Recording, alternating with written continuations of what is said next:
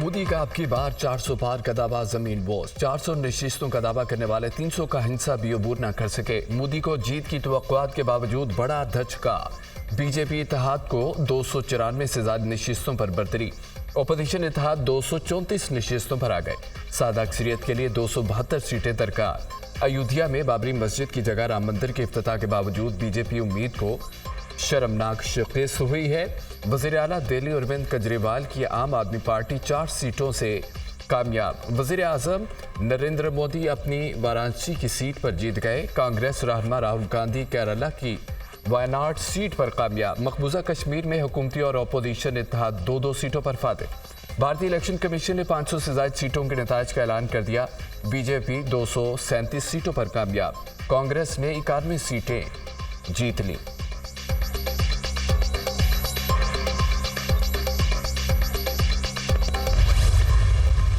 सिर्फ बीजेपी नहीं, रियासती मशीनी के खिलाफ इलेक्शन लड़ा। खुफिया एजेंसियां, ब्यूरोक्रेसी और आधी अदलिया भी हमारे खिलाफ थी। बीजेपी ने पार्टियां तोड़ी, वज़राए आला को जेलों में डाला और हर हथकंडा इस्तेमाल किया। नरेंद्र मोदी और उम्मीद शाह ने इदारों को डराया धमकाया। भारतीय जनता पार्टी अवाम की इज्जत नहीं देती। भारतीय अवाम ने सिर्फ ये कह दिया, मोदी को नहीं चाहते। हमारी लड़ाई भारतीय आइन को बचाने की थी। कांग्रेस रहनुमा राहुल गांधी की न्यूज़ कॉन्फ्रेंस। जीत का क्रेडिट बहन प्रियंका गांधी को दे दिया। नए इत्तेहादी हमारे इत्तेहाद से जुड़ने वाले हैं। हम अपनी अक्सरियत बना सकते हैं, सदर कांग्रेस का दावा।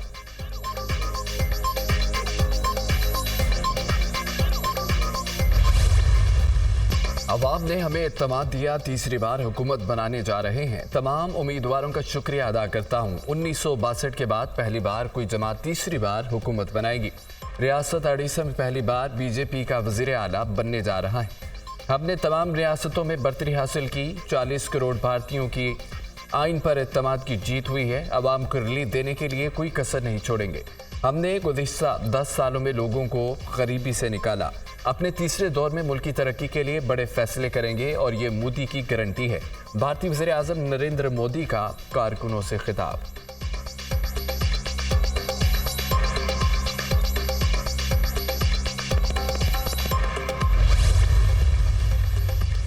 भारतीय इंतखाबात में मुतअद्दिद शोबिज़ स्टार भी कामयाब। हेमा मालिनी, कंगना रनावत, शत्रुघ्न ने अपनी सीटें जीत ली हैं। राज बब्बर, रावी किशन, सुरेश गोपी, यूसुफ पठान भी अपने हलकों में कामयाब। कंगना रनावत ने अरुणाचल प्रदेश जबकि हेमा मालिनी ने उत्तर प्रदेश से सीट जीती है। शत्रुघ्न सिन्हा ने मगरबी बंगाल, राज बब्बर ने हरियाणा, यूसुफ पठान ने मगरबी बंगाल से लोकसभा की नशिस्तें हासिल की।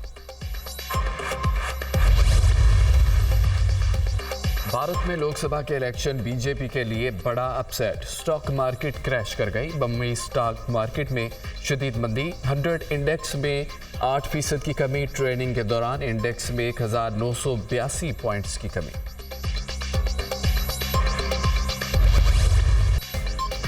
आजाद उम्मीदवार सुन्नी इत्तेहाद काउंसिल में ना जाते तो पीटीआई का केस अच्छा था। पीटीआई कह सकती थी कि ये हमारे लोग हैं, नशिस्तें हमें दो। इंटर पार्टी इलेक्शन करा लेते तो सारे मसले हल हो जाते। पीटीआई ने अपने लोगों को जमहूरी हक से महरूम रखा था। पार्टी इलेक्शन होते तो उसका फायदा पीटीआई मेंबरान को ही होता। वो इलेक्शन लड़ लेते। हर चीज़ का मलबा इस अदालत पर ना डालें। क्या सुप्रीम कोर्ट फैसले में लिखा है कि भले का निशान किसी और को लौट नहीं हो सकता? चीफ जस्टिस काजी फायजीसा का सुन्नी इत्तेहाद काउंसिल की मखसूस नशिस्तों से मुतालिक केस में वकील से इस्तफसार। अदालती फैसले में ऐसा कुछ नहीं लिखा।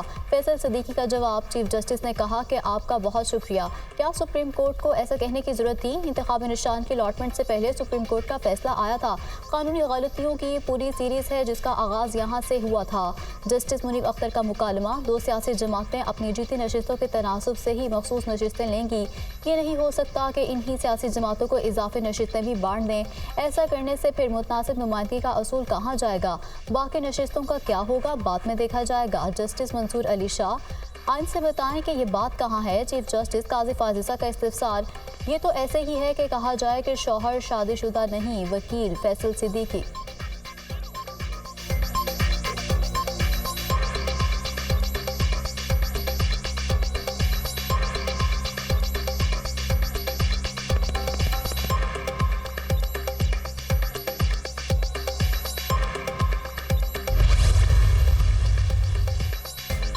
सियासी जमात को इंतखाबी निशान से महरूम करना सारे तनाज़े की वजह बना। सुप्रीम कोर्ट ने इंतखाबी निशान वापस लेने का फैसला बरकरार रखा था। आज़ाद उम्मीदवार वही होगा जो बयान हल्फी देगा, किसी सियासी जमात से ताल्लुक नहीं। सुन्नी इत्तेहाद काउंसिल में शामिल होने वालों ने खुद को कागजात नामजदगी में पीटीआई उम्मीदवार जाहिर किया। इलेक्शन कमीशन के रूल्स कैसे पीटीआई उम्मीदवारों को आज़ाद करार दे सकते हैं? जस्टिस मुनीब अख्तर के रिमार्क्स, इस हिसाब से तो सुन्नी इत्तेहाद में पीटीआई के कामयाब लोग शामिल हुए, पार्टी में तो सिर्फ आज़ाद उम्मीदवार ही शामिल हो सकते हैं। चीफ जस्टिस काजी फाजिसा का मुकालमा, आज़ाद उम्मीदवार वो होता है जो किसी सियासी जमात से वाबस्ता ना हो। जस्टिस जमाल मंदोखेल, पीटीआई मुसलसल शिकायत करती थी कि लेवल प्लेइंग फील्ड नहीं मिल रही, हम बुनियादी हकूक़ के मुहाफिज हैं। जस्टिस अथर मिनल्ला के रिमार्क्स, बल्लेबाज भी किसी सियासी जमात का निशान था जो पीटीआई लेना चाहती थी, बल्लेबाज वाली जमात के साथ क्या हुआ था? जस्टिस हसन अजहर रिजवी का इस्तेफसार, बल्लेबाज वाली जमात के साथ इंतजाम खत्म कर दिया गया। वकील का जवाब, सुप्रीम कोर्ट में केस इंतखाबी निशान नहीं इंट्रा पार्टी इंतखाबात का था। जस्टिस मोहम्मद अली मजहर, केस की समाअत 24 जून तक मुलतवी।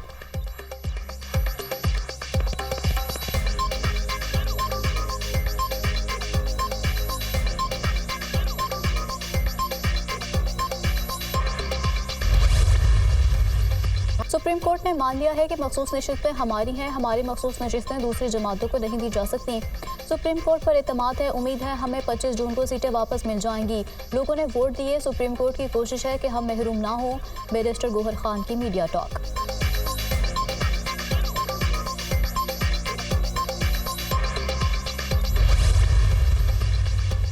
वज़ीर-ए-आज़म शहबाज शरीफ का 5 रोज़ा दौरा चीन शेंज़ेन पहुंच गए। आला चीनी हुकाम और पाकिस्तानी सफ़ीर ने एयरपोर्ट पर इस्तकबाल किया।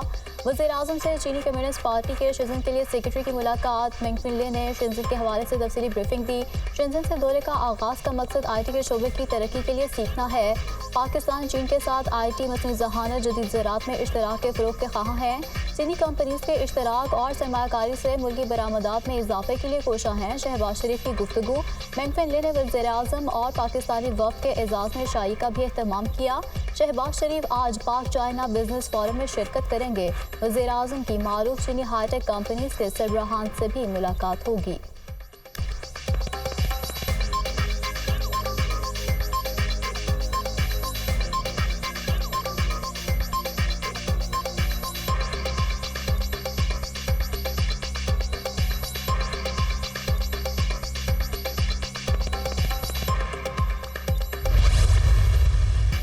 CPEC में मरहले में दाखिल हो रहा है। B2B इसका सबसे अहम जुज़ होगा। वन बेल्ट वन रोड सदर शी जिनपिंग का शानदार मंसूबा है। CPEC one belt one road का हिस्सा है। CPEC के तहत पाकिस्तान में बेपनाह तरक्की हुई, बेपनाह मंसूबे लगाए गए। पाकिस्तान की मुआशी तरक्की के साथ चोरी दामन का साथ है। चीनी सरमायाकारों को बेहतरीन सिक्योरिटी फराहम करेंगे। ज़राअत में हम चीन के तजुर्बात से मदद हासिल करना चाहते हैं। चीनी कंपनीज़ के साथ ज़राअत के शोबे में मुआहदे किए जाएंगे। उम्मीद है कि चीनी क़यादत हमारा पूरा साथ देगी। ताइवान को चीन का हिस्सा समझते हैं। वज़ीर-ए-आज़म शहबाज शरीफ का चाइना मीडिया ग्रुप को इंटरव्यू।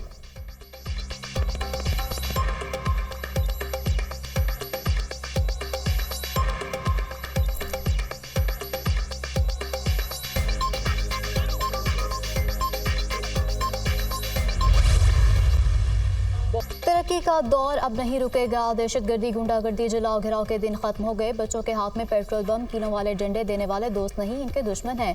हुकूमत को आए सिर्फ 3 माह हुए और महंगाई तारीखी कम तरीन सतह पर आ गई। रोटी 25 रुपये से 12 रुपये तक आ गई। सब्जियों की कीमतें भी नीचे आईं। हमने पंजाब का पैसा ज़ाया होने से बचाया, इसी वजह से रोटी की कीमत नीचे आई। IT के शोबे में 1 लाख तक नौकरियाँ पैदा करेंगे। पंजाब के अवाम को दहलीज तक सहूलियात पहुँचाएंगे। मरियम नवाज का तकरीब से खिताब। वज़ीर आला पंजाब ने मरियम की दस्तक ऐप लॉन्च कर दी।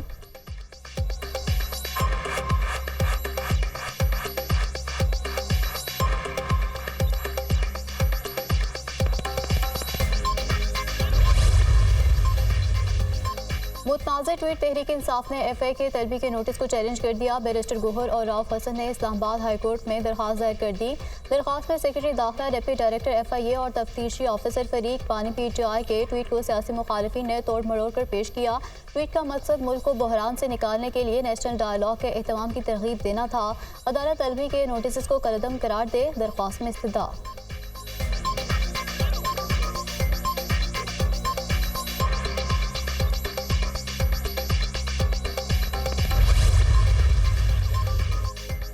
इस्लामाबाद हाई कोर्ट का पीटीआई का दफ्तर फौरी डीसील करने का हुक्म। सीडीए के खिलाफ पीटीआई की दरख्वास्त अदालत ने मंजूर कर ली।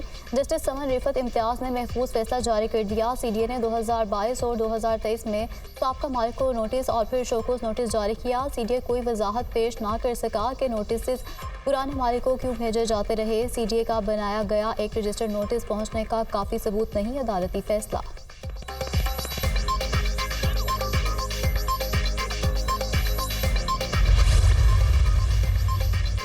सेनेटर फैसल वावडा का तौहीन अदालत केस में गैर मशरूत मुआफ़ी मांगने से इनकार। अपने जवाब में कहा कि प्रेस कॉन्फ्रेंस का मकसद अदलिया की तौहीन करना नहीं था, मकसद मुल्क की बेहतरी था। अदालत तौहीन अदालत की कार्रवाई आगे बढ़ाने पर तहम्मुल का मुजाहरा करे।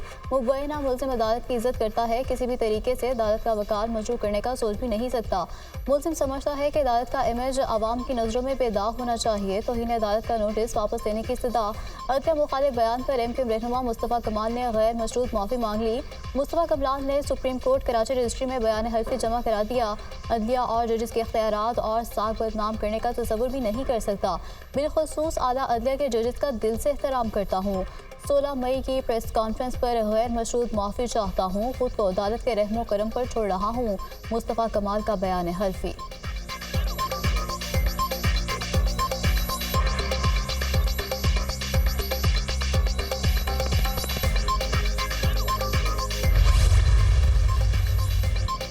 जस्टिस बाबर सत्तार के खिलाफ सोशल मीडिया मुहिम और फैमिली डेटा लीक करने पर तौहीन अदालत का केस। इस्लामाबाद हाई कोर्ट के 3 रुकनी बेंच ने गुज़श्ता समात का तहरीरी हुक्मनामा जारी कर दिया। FIA साइबर क्राइम विंग की जानिब से अपनी रिपोर्ट का जायजा पेश किया गया। ट्वीट और रीट्वीट करने वाले चंद अकाउंट की तशख़ीस की गई। FIA हुकाम के मुताबिक चंद मजीद अकाउंट की तफसील आइंदा समात पर पेश कर दी जाएगी। तहरीरी हुक्मनामा।